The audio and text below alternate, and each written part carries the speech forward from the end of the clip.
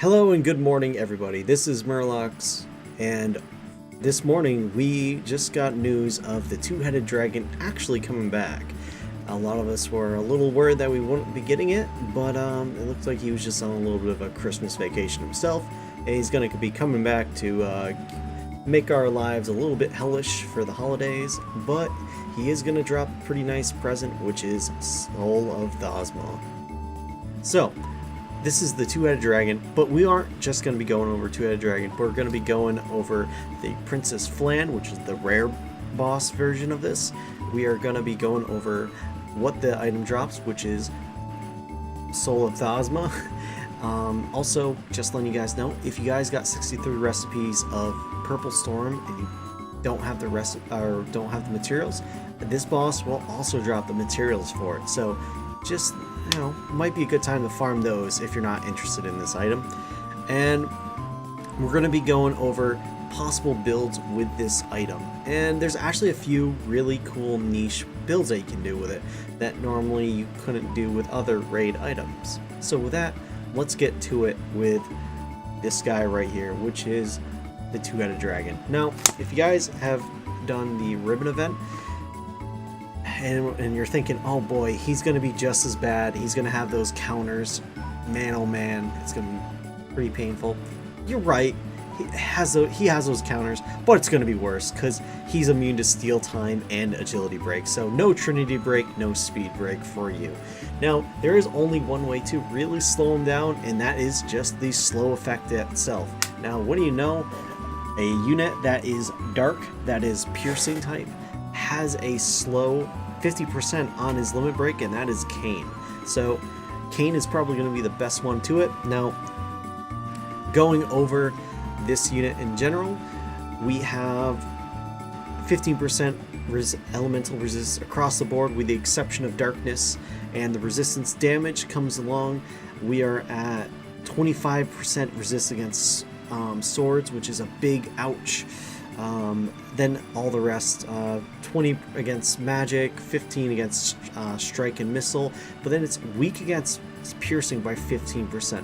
Obvious choice for Kane, but I could see a slash party going in there, a dark slash comp I should say, and just trying to two-turn the boss, which might be the option for the majority of players. Now, looking at his resistances, obviously he is weak. He doesn't have a resistance to slow, which is going to be our primary way to chain. But not only that, he is a little weak to blind. Now, with a lot of parties, especially with him just spamming that AoE, it might be a really solid choice to try to find someone that can blind. Now, some characters come in mind, such as like Super Stern with Night Veil. Kane might also have a blind. I apologize, I don't even know for sure. But that might be a good way to mitigate some of that huge damage that he does with his AoEs. So with that, definitely want to bring your Canes. If you don't got Canes, you can try a your dark comps, maybe a pierce comp, whatever you need to do, but just remember he's immune to steal time, and he's immune to agility breaks. Now, going down to Princess Flan, over here, he is weak to ice by 15% and weak to shooting by 15%. Obviously, this screams use Rosa for this. However, with this, you can kind of get away with other units. I think one of the more ideal units that everyone's pretty much prepped for is bringing Lucia in. Lucia is a monster at chaining, and she's going to do some good stuff, right? She's just going to just do quad shot, double shot until this thing is dead. She has good agility. She's going to be chaining pretty decently with this. Nothing really else to say. Aquatic, you have your cards for that by now, for sure. And with that, let us go into the fun builds of, well, actually not fun builds, but just the summary of Soul of Thasma first. Now, Soul of Thasma, it's a very interesting item. It can be built in multiple different ways. I personally think it's a great raid item. Now, I'll tell you why. Well, first of all, it's an accessory. That means almost every single character, actually I think every single character can wear this. Not only that, there's actually two different types that you can use it on. Magic and barrier both have their niches and both can be extremely useful. Obviously, let's start with magic. It gives you that solid 120. That's the highest of any accessory non-TMR in the game. You definitely want to be using that, especially when you just want to make your units a little bit more powerful, especially your caster units. Definitely strong.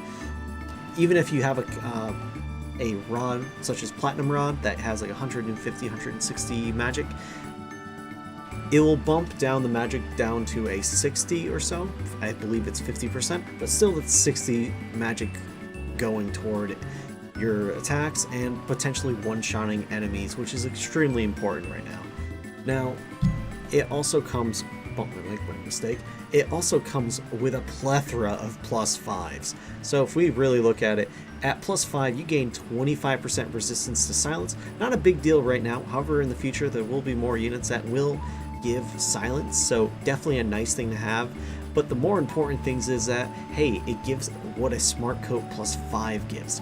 8 magic resistance, which is huge. 8%, I should say. 8% magic resistance, which is still very damn good. That's just like, hey, you want a Smart Coat? Here you go. Bam. And then, of course, just to do a little bit more damage, it increases magic resistance penetration by 10%, which is pretty damn solid, especially with how many Fenrirs there are in the meta right now.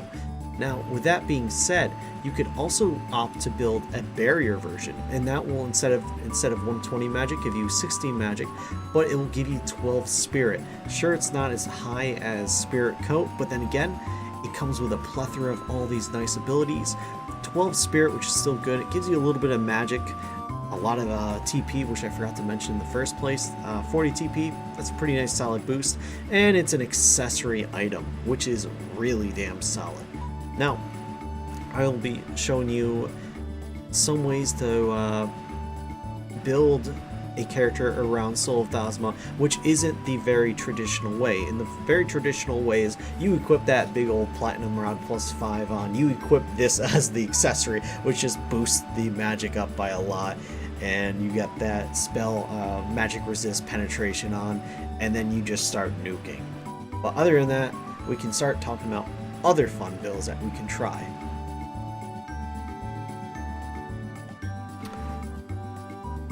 Alright guys, this is what I would do for more niche builds, and I would like to explain why. Now, for Rain, let's just say you're running a jamming thrust focused Rain. So, a little comical, but you know, it's possible. Well,